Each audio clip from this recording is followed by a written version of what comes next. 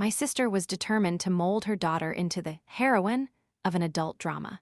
She replaced my niece's school textbooks with steamy romance novels and forced her to neglect her studies daily to work various odd jobs, all under the flowery pretense of cultivating the resilient White Lotus character from a young age, believing this would attract wealthy patrons. I told my sister that a daughter should rely on herself, be independent and self-reliant. She shot back, "Are you jealous? You wouldn't make the kind of money in 10 years that a rich man would give my daughter in a day." I gave up, unable to argue with her twisted logic. A few years later, my niece started an internship at my company. That very day, my boss called me. "Emily Jiang, who taught your niece to run around without clothes on?" I'd been busy all day. When I got home, I found several missed calls on my phone, all from my boss. A terrible premonition tightened its grip on my heart. I quickly called him back. As I waited for him to pick up, my mind immediately jumped to my niece, who had just started working today. She'd only completed her onboarding paperwork this morning. Could she have caused trouble already? My niece and I hadn't seen each other in years. Since she was born, my sister had been obsessed, lost in reading adult stories. She was determined to train her daughter to be the frail, delicate heroine of those adult tales. Not only did she strictly control her diet, but she also frequently took her for skin-whitening injections treatments entirely unsuitable for someone her age. As if that wasn't enough, she interfered with her schooling too. To ensure her daughter's purity of thought, my sister actively prevented knowledge from entering her niece's head. She swapped out textbooks for all sorts of romance novels, and after school, gave her no time for homework, forcing her to various part-time jobs. Again, all under the flowery pretext of cultivating the resilient White Lotus character from a young age, believing that when she grew up, rich men would easily take pity on her. Our entire family was appalled by her parenting methods. We took turns going to her house, trying to reason with her, but she wouldn't listen. "What do you know?" she'd scoff. "By the time I've trained my daughter to be the heroine of adult stories, fought over by a crowd of rich men, her daily allowance will be more than what you all earn in a lifetime of hard labor." After much arguing, she simply packed up and left our hometown with her daughter, disappearing without a trace. Few days ago, she contacted me again. She said her daughter, Chloe, had majored in secretarial studies at university and asked if I could help her find a job in her field. I was secretly thrilled that my niece had managed to finish university smoothly. As it happened, our company's CEO had been very busy lately and desperately needed a secretary. I introduced her, and the boss immediately had her complete the onboarding process. But I thought, it's her first day, she's new to everything. Even if she caused trouble, how much damage could she really do? As I frantically tried to find excuses for my niece, the call finally connected. Before I could even speak, my boss's furious voice boomed from the other end. "Emily Jiang, do you not want this job anymore?" I tried to calm him down, asking him to slowly explain what had happened. His next words hit me like a bolt of lightning. "Who taught your niece to run around without clothes on? If you don't want to work, get out immediately." Those words were like a lightning strike in a clear sky, burning me from the inside out. When I frantically rushed to the office, the scene was still a chaotic mess. My niece, wearing my boss's oversized suit jacket, hung her head pitifully. My boss's face was ashen. The entire office was filled with an incredibly suffocating tension. "Emily Jiang, you've worked at our company for 5-6 years now. Regarding your salary, I've never treated you unfairly, have I? You recommended your niece, and I never questioned it. I hired her immediately. I didn't do anything wrong, did I?" Fearing I might say the wrong thing, I bowed my head, repeatedly agreeing with him. "Today, all I asked your niece to do was stay for overtime and organize tomorrow's schedule. And she came in dressed like that asterisk.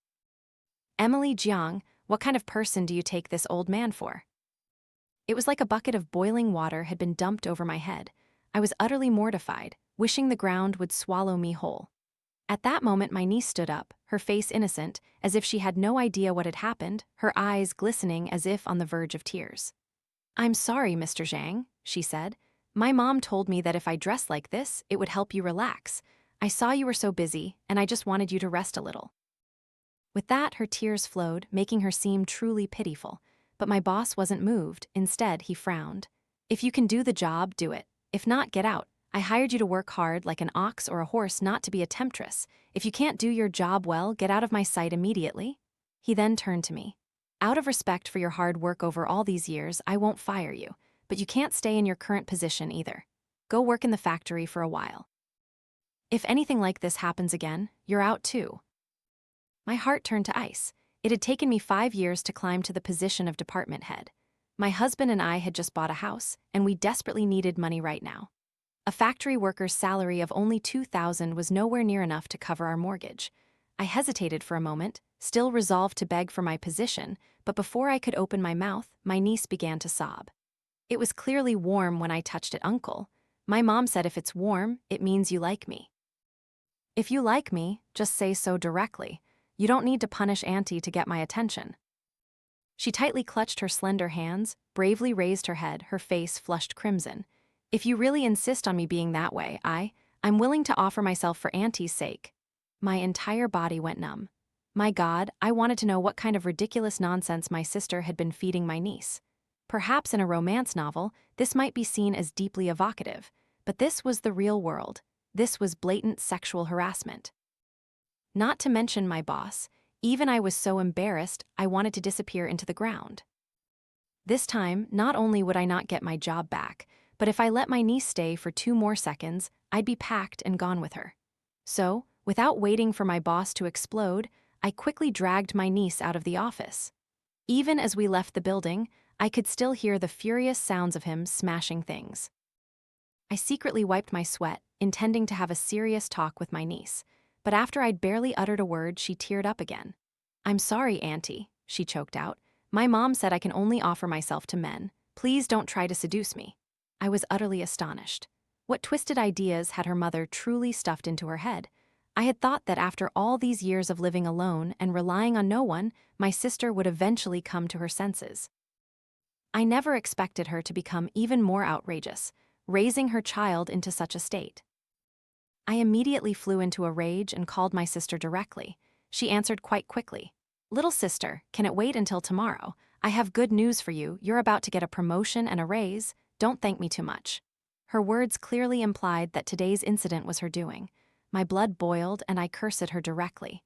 "You knew everything about what happened tonight, didn't you? Do you have any idea how serious this is?" She seemed to be playing mahjong. The background noise was very loud. After hearing me, she burst into laughter. "Oh, relax, this plan is sure to succeed.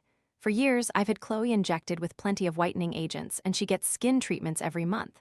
Her body is definitely slender and delicate, and I've taught her almost everything she needs to know. She knows all the tricks of seduction. That old, rigid boss of yours, the moment he saw Chloe, he was bound to fall head over heels. Plus, Chloe's outfit today, I personally picked it out for her. Who could resist a little office romance game, right?" Hearing this utter nonsense, I grew even angrier. If I hadn't arrived in time, Chloe would have been sued for sexual harassment and taken to the police station. Do you understand that? Despite my fury, my sister paid no attention to what we were saying, focused entirely on her mahjong game. "Police station? What are you talking about? Your boss is just playing hard to get. Cold CEOs are like that. However angry he is now, he'll dote on her just as much later." Even snickered a few times, as if imagining their future life together. "Don't you dare be jealous of Chloe then. Who told you not to be ambitious? It's been 5 years and you still haven't captured anyone." For some reason, I suddenly remembered that saying, "If you go to the military, fall for your instructor. If you work, fall for your boss." When would my sister finally come to her senses? I still wanted to talk sense into her, but she had lost her patience. "All right, no more talking. Chloe still has to go to work tomorrow. Hurry up and take her home." Go to work? What work? The boss fired Chloe, and I got demoted. Only then did my sister's voice show a slight change, but it quickly returned to normal, even becoming more cheerful. "Even better. I've found a few other excellent men for Chloe. How can she miss out on other opportunities just for one person? For now, let's crush your CEO's arrogance a bit, make him regret his decision, and later he'll have to beg Chloe for a chance. And don't be so narrow-minded, isn't it just a little bit of money? Later, Chloe will be surrounded by rich men. Whatever money you want, won't it just be a word away?" My sister's family matters were truly beyond my intervention. After my niece went home, I could only stew in my anger alone. Fortunately, on the way back, I had asked for her contact number. After questioning my niece carefully, I learned that my sister had found her a job as a one-day girlfriend. This time, my sister was targeting a programmer. To prevent anything bad from happening to my niece, I could only increase my communication with her. A few days later, the man asked my niece out to a comic convention. My sister decided this was an excellent opportunity to push her niece out there, so she carefully selected a cosplay outfit of a female character that men loved most. When I followed them to the venue, I was utterly shocked. It was just a few flimsy pieces of cloth, barely covering anything. The programmer's eyes were fixed on my niece, unable to look away. To avoid being spotted by my sister, I remained out of sight, always staying close to my niece. Sure enough, after they had visited the exhibition and watched a movie, I saw the man deliberately lead my niece into a deserted alley. It was very late, and the alley was empty, unlit, and had no surveillance cameras. It was obvious what he intended to do. So, the moment they entered, I called my niece. In the darkness, the shrill ring of her phone suddenly echoed. The man was clearly startled, but just as I was about to go in, the ringing suddenly stopped. Next, I heard the sound of two people running away. I was stunned. When my niece had contacted me, her anxiety and resistance to all these situations were evident. How could she run away with that man? But very quickly, I knew the reason. My sister suddenly appeared directly in front of me. Her eyes reflected the faint light from my phone, looking somewhat dark and terrifying. She looked at me and suddenly smiled. "Little sister, just because you don't have children, you can't stop me from raising an outstanding one. But your appearance is good too." Having fun in the dark, where family can hear but not see, quite stimulating, wouldn't you say? The moment she finished speaking, I heard a splashing sound.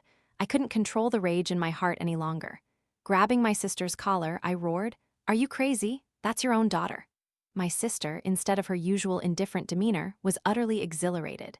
"Precisely because she's my own daughter, I want her to be like this. Have you ever read adult stories? What the hell do you know? The heroine of adult stories is at the pinnacle of the female food chain. All men will love her, will give her the best things. Women like you, even if you're reborn a dozen times, wouldn't understand. I want to turn my daughter into a mobile aphrodisiac. All men will be infatuated with her. If you don't have the opportunity, don't be jealous of my daughter." Her absurd words made me laugh a bitter, hollow laugh. But the urgent task now was to save my niece. Gritting my teeth, I shoved my sister aside and shouted at the top of my lungs into the darkness.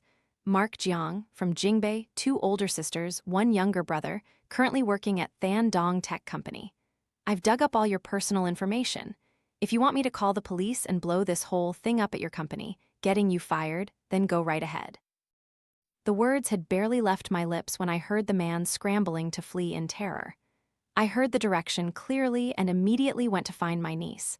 But as soon as I took a step, a powerful slap landed squarely on my face. "You wretched hussy, just because no man loves you, do you have to make my daughter just like you?" After so many years, I had thought my sister would remember the good things I had done for her, remember who took her in, fed her, and helped her find a job when she was struggling to make ends meet. But no, that slap completely woke me from my past delusions. At that moment, my niece finally ran out of the darkness. Her cosplay outfit was disheveled, but the first words she uttered weren't, "Thank you, Auntie." Instead, she said, "Why do you always have to make things difficult for my mom and me?" My heart was completely shattered. I finally understood the meaning of "don't interfere in other people's affairs." What was karma then? I stumbled back home, opening the door to the fragrant smell of food permeating the house. My husband saw me and quickly picked up a bowl and chopsticks. "Why are you home so late today? Come eat." Looking at the abundant dinner spread, the warm light filling the living room, my throat tightened, and I couldn't help but ask, "Am I really that hateful?" My sudden question startled my husband, but I had told him everything that had happened these past few days, so he roughly guessed what was on my mind. He helped me sit down, dished out some rice for me, and gently comforted me. Helping others is inherently a selfless act, with no expectation of reward. As long as your conscience is clear, that's what matters. Besides, some people are limited by their own perspectives and can't see the full picture. That's normal. In truth, I understood these principles, but sometimes you really need a confidant by your side to articulate them. My husband's words gradually calmed my mind. But as I ate, I suddenly wondered, was my niece waiting for such a confidant? She had been trapped for so long, even if she wanted to resist, she had no strength. Perhaps many people had told her that her mother's current methods were wrong, but those people spoke, then left, never to appear again. Was she waiting for someone to firmly refute her mother, to tell her that all of this was a mistake? No matter what, I had to help her to the very end. I couldn't let my sister continue her madness, wasting my niece's beautiful youth. For the next few days, I continued to contact my niece, spending time talking to her almost every day. Gradually, my niece opened up. Just as I suspected, she knew all of this was wrong but didn't know what to do. So, I continued to shamelessly call my sister every day, hoping to change her views. I thought things would gradually get better. Until one day. While I was still busy with company work, HR directly sought me out to inform me I was fired. Shocked, I asked what on earth had happened. HR looked very awkward, calling me outside to show me surveillance footage from that morning. Sister, your niece is truly outrageous. Her life is like a TV drama. This morning, Mr. Zhang went to negotiate a contract, the very project our entire company has been busy with lately. You must know its importance, right? My throat felt parched, and I numbly nodded. We had worked on this project for nearly a year. The CEO of the partner company was a good man. After the negotiations concluded, he came to visit our company. The contract was practically sealed, but somehow your niece today transformed into a cleaning staff member, wiping the floor while carrying a cup of coffee. The moment the partner CEO walked in, she seemed to target him, rushing straight towards him and splashing the entire cup of hot coffee onto him. The scalding coffee was enough to make someone faint from fright. The contract fell through. Hearing this, I felt like I'd been struck by lightning. For something like this to happen, my boss not demanding compensation from me was already incredibly lenient. But I truly never imagined that in just half a month, my sister's family would directly destroy my stable job of 6 years. Furthermore, not long ago, my sister had just borrowed a large sum of money from me. Now my job was gone, my savings were depleted, and the pressure of mortgage and car loan repayments instantly crashed down on me like a mountain. After completing my termination procedures, I hurried to apologize to my boss and then brought gifts to visit the terrified CEO. Finally, unable to control my emotions, I stormed straight to my sister's house. But I never expected that as I pushed open the door, the first people I saw weren't my sister, but my niece and a strange man who looked like he was tutoring her. However, the man's hand was just inches away from slipping inside my niece's dress. The moment I opened the door, the man quickly withdrew his hand. My niece glanced up, seemingly letting out a sigh of relief. Seeing it was me, her expression became a little unnatural, and she bowed her head, reverting to her usual timid, delicate demeanor. I tried to stay calm, about to ask where my sister was, when she leisurely walked out from inside the house. She looked as if I had interrupted something good, her face quite unpleasant, and she immediately pulled me towards the door. Before I could say a word, she launched into a tirade. Little sister, you've lived for so many years and you still have no sense of decorum. Can't you see he's clearly taken with my daughter? He was just about to make his move. I immediately erupted in anger. So that whole scene was orchestrated by her? I couldn't hold back my words. Have you lost your mind after all these years out there? What kind of parent wants their child to be exploited? My sister looked at me with disdain. What do you mean exploited? This is proof of my daughter's appeal, understand? Only by passing this trial will her true charm be revealed, attracting all the rich men later on. I felt there was no reasoning with her. I intended to open the door again to kick the man out, but my sister unexpectedly blocked me, shoving her mobile phone in front of my face. Do you think I've truly lost all humanity? Wasn't I watching the surveillance camera, controlling the situation? Every step she took truly exceeded my comprehension. I originally didn't want to look at her screen, but a quick glance showed a pair of terrified eyes. My niece's mouth was covered, and the strange man was holding her hand, crudely pulling at her dress. Fear spread through my heart. I quickly pushed my sister aside, kicked open the door, and stormed in. My speed was too great. The man didn't even have time to react before I had kicked him to the ground. My niece's face was covered in tears, her mouth sealed too tightly, swollen and red. She trembled and ran to me, clinging to my arm as if I were a lifeline. I had been married for 3 years but still had no children. Seeing my niece in this state, my heart ached as if being torn apart. My sister then slowly walked in. She looked at the chaotic scene without even bothering to lift an eyelid and began to scold her daughter. Chloe, I've told you before, Mark is just someone for you to practice those tricks on. He won't actually harm you. Why are you so scared? You make such a fuss every time. Look at all the other girls out there. Who's like you? Don't they all lie quietly? You want to eat this rice bowl, but don't want to put in the effort. How could I have given birth to such a spoiled daughter like you? As she scolded, she tried to pull my niece's hand. My niece leaned into my shoulder, tears welling up, clutching my shirt, her eyes pleading with me. My heart felt squeezed as if by an invisible hand. I truly couldn't understand how someone could be a parent like my sister. I held my niece's hand tightly, signaling her to calm down. However, before I could speak, my sister slapped my niece squarely across the face. You spoiled brat, didn't I tell you? Tears are only for men. Who are you trying to put on a pitiful act for now? You ungrateful child. How much money have I spent raising you properly, and now you're siding with an outsider? Her next slap was about to descend. I finally couldn't take it anymore. I grabbed her hand and slapped her back. Sister, wake up. Chloe is not a tool. She is a living human being. Women don't need men to live. They can be completely self-reliant and live perfectly well on their own. The slap made my sister's hair disheveled. She clutched her face, then lifted her head from her tangled hair to look at me, her eyes a little wild. What good is self-reliance anyway? What did I get after all those years of relying on myself? My husband's luck, his affair, no one is allowed to interfere with my daughter. Only I can decide her future. She finished speaking, her hair a mess, and reached out to grab my niece. To protect herself and to keep fit, I had been learning martial arts for several years. So, when my sister lunged, I used a few quick moves to throw her to the ground. If you can't raise your daughter, then I will. You need to come to your senses during this time. My chest was choked with anger. Seeing my niece in her disheveled nightclothes, I couldn't bear it.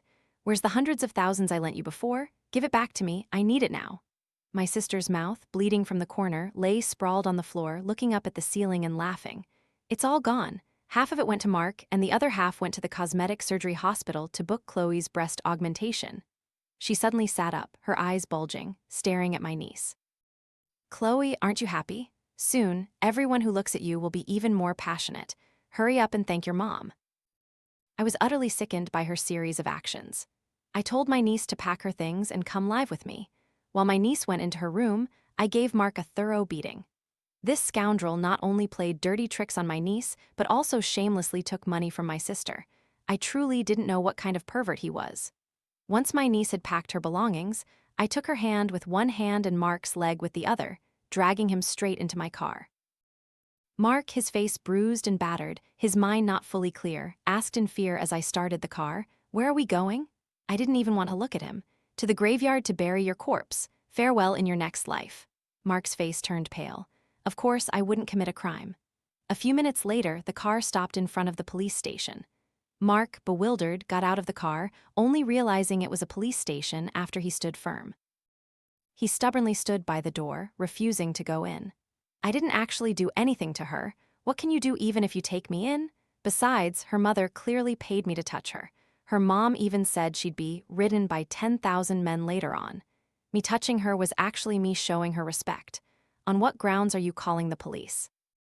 He spoke louder and louder, as if he truly believed he was in the right. And besides, right at the police station's entrance, I couldn't dare to hit him again. It was very clear that my niece's face was getting paler and paler, almost as if she was about to faint. I gently patted her hand, signaling her not to pay attention. Then, with a high kick, I directly knocked Mark down again. I beat him mercilessly for over 10 minutes. Mark screamed, demanding the police arrest me for bullying him, but even though the police had arrived, they just stood around, not daring to interfere. Finally, he cried out that he was tired, realizing that calling for help was useless. He had to accept his fate, screaming in pain. When I was almost done beating him, I stood up straight, dusted off my hands, and pulled my niece over to step on him a few times. My niece, originally very scared, stepped very lightly. But when she saw Mark's disgusting face, she finally dared to step harder. It was at this point that the surrounding police officers finally approached. "What's going on?" Mark struggled to his feet from the ground, his clothes covered in footprints, his mouth clearly bruised, looking utterly pathetic. He quickly said to the police, I'm reporting this to the police." I pulled my niece closer, calm and composed. "Yes, report it to the police, for sexual assault for several days." In the end, Mark was detained. As he was being led away with his injuries, he was extremely agitated. "She assaulted me. Aren't you going to do anything?" I want to report you. I want to file a complaint against you all. The police, exasperated by him, finally explained. Firstly, your assault is a fact. Secondly, the girl has a severe mental illness. By law, she is a person without full civil capacity. Mark, not being highly educated, naturally didn't understand. The police officer had to frown. To put it simply, even if she beat you to death, she wouldn't be held responsible. This time, Mark finally fell silent. After a moment, still not calming down, he said, "That girl isn't mentally ill, she kicked me too." The police officer was extremely disgusted by his filthy words. His face darkened. "The little girl kicked around. She just accidentally kicked you. Do you have to pursue that too?" Seeing this powerful authority, Mark didn't dare say another word. After I left the police station, I still had an interview scheduled for the afternoon, so I had to take my niece home first. My husband was away on a business trip for 2 days, so only my mother was home. My mother had a gentle disposition and was easy to get along with. My niece would surely be more comfortable there. Thanks to my rich work experience and strong professional abilities, the interview went very smoothly. With me and my mother by her side during this time, my niece's mood had improved greatly. Her face was no longer filled with sorrow, and she no longer teared up when she met people. That day, she said she was going out with friends. I didn't think much of it and let her go. At home, I was thinking about how to decorate her living room to make it a little cozier. Just then, my phone suddenly chimed. I opened it to see a voice message from my sister. Before I could even press play, I felt an inexplicable unease. Suppressing the anxiety in my heart, I still pressed listen. My sister's cheerful voice quickly came through the phone. "Little sister, it's a good thing you bought those clothes for Chloe. She's been noticed by a star scout. I've taken her to an audition. I've thought it all through. The director, seeing Chloe, definitely won't be able to resist mentoring her. Once Chloe becomes famous, even more people will like her. Chloe is finally taking a big step towards becoming a true adult drama heroine."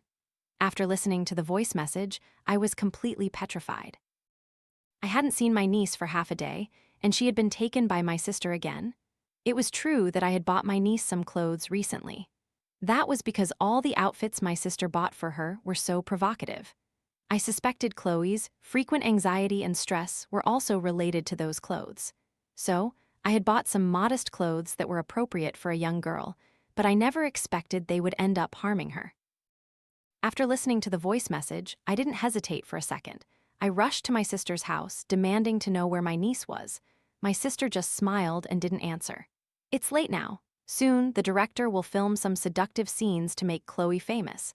By then, she'll be every man's fantasy object. My daughter is about to become a true adult drama heroine." I knew there was no talking to her anymore, so I gave up communicating and slapped her twice. But my sister seemed to go crazy, refusing to utter a single word. It was then that I suddenly remembered my current company was involved in the film industry. I quickly asked my manager to help me find film crews that fit the description. My manager was a good person, and based on the clues I gathered from my sister's words, he started helping me search. But the information was too vague. It certainly wouldn't be found immediately. I was so worried I felt feverish. My niece already had serious psychological issues. If she went through something like this again, her entire life could be ruined. I begged my sister.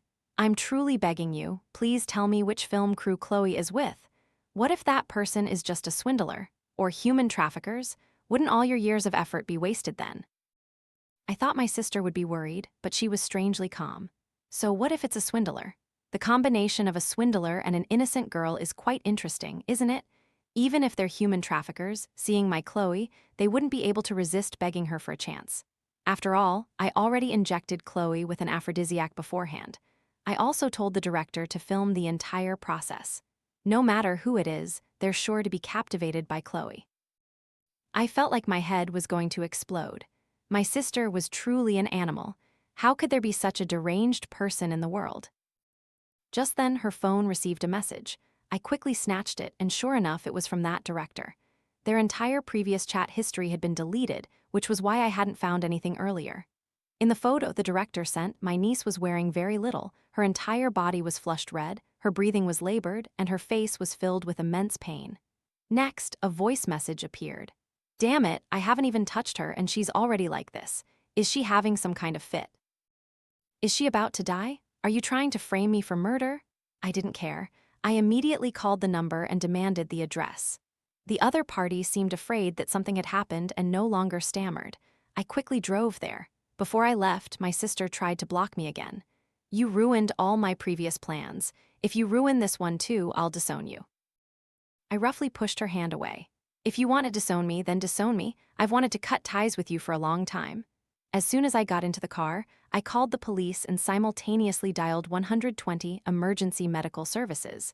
The police understood the gravity of the situation and deployed quickly. When I arrived, the ambulance was already there. The police had also surrounded the entire hotel. I frantically rushed in to find my niece. The film crew members hadn't all left. The director had just opened the door when I tackled him, pinning his face to the ground. Seeing the police behind me, his face changed dramatically, and he quickly denied responsibility. I haven't even touched her. She was already like that, officer. This has nothing to do with me. The police didn't listen to his excuses, directly handcuffing him, while I led the medical personnel to my niece. Seeing her pained expression, my heart ached beyond measure. My sister, this madwoman, how could she be so heartless?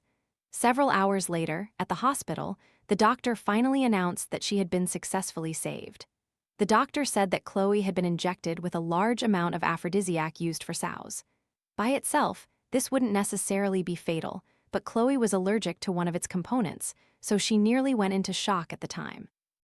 When my sister heard that Chloe had been saved, a satisfied smile finally appeared on her face. Thank goodness, thank goodness. I told you my daughter has a naturally sacred body. How could that dosage do anything to her? She then lifted her head, her gaze locking onto one of the male doctors. Honestly, when you were giving her emergency treatment, weren't you marveling at my daughter's pristine purity? During the surgery, did Chloe make any strange sounds that made you develop feelings for her? The doctor's face turned red with anger.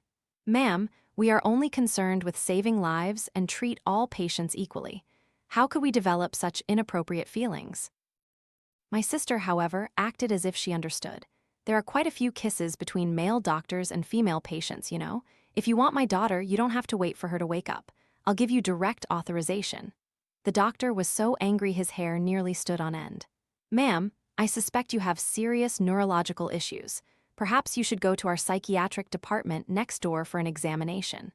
With that, he angrily turned and walked away.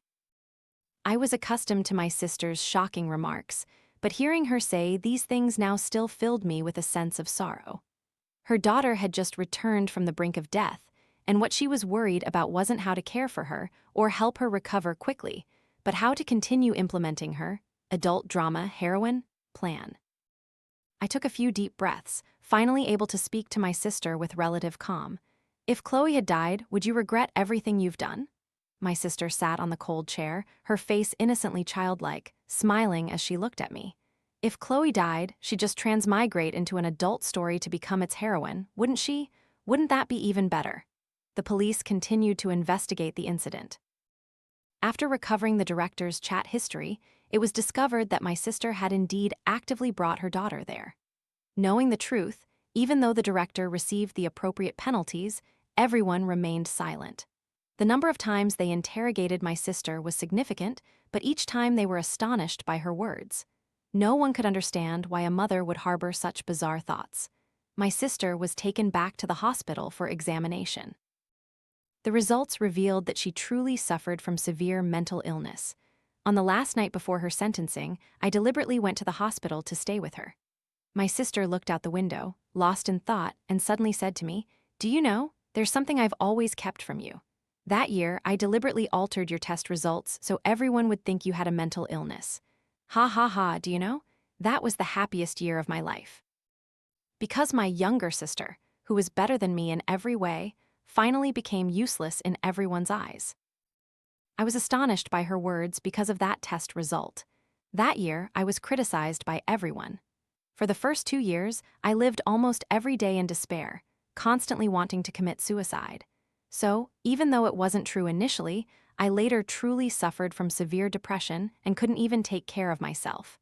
But now she was telling me it was all fake, done just because she wanted to see me humiliated. She shifted her gaze from the window to me, saying fiercely, "What a pity. Why isn't it you who's gone crazy now? Clearly, I'm more in tune with the times than you are. Your so-called self-reliance and independence, that nonsense was abandoned by society ages ago. Open your eyes and see. Everyone now worships the old ways. Even promiscuous women have people fighting over them. They say making money isn't a crime, so why isn't it allowed for me? Tell me why. I remained indifferent. In the tumultuous flow of time, even with all the demons and monsters, history is ultimately driven forward by outstanding women, outstanding men, outstanding people. I continued, because relying on others means placing your hopes in others. This entirely becomes a matter of luck. Eventually being eliminated is inevitable. But self-reliance is placing hope in yourself. Your future depends on yourself. Sister, do you still not understand this principle even now? If only that year, after being betrayed, you had cut ties with that rotten man, seriously invested in yourself and your daughter, and enhanced your own abilities, you wouldn't be in this desperate situation now. My sister listened to my words, deep in thought for a long time. After a moment, she suddenly burst into laughter.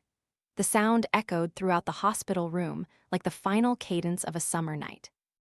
The next day, before her court interrogation, something astonishing happened. My sister, unexpectedly, crept into my niece's hospital room in the middle of the night and pulled out her oxygen tube. Fortunately, my niece's condition was relatively stable by then, so even with the tube removed, she wasn't significantly affected. Everyone's perception of my sister changed once more. Ultimately, my sister was sentenced to prison for multiple instances of intentional harm to others, and because her mental condition was stable enough to be held responsible. As for me, I successfully gained custody of my niece. The day my niece was discharged, the sunlight was incredibly brilliant. She looked at the irises blooming by the roadside and softly said, "Starting over?" I continued for her. "Everything is starting over. You don't have to live in some outlandish novel or label yourself with any special tag anymore. Welcome to the real world." My niece looked at me, facing the sunlight, and finally smiled a rare, genuine smile. She was no longer dependent on anyone. From the moment she awakened, she belonged to herself.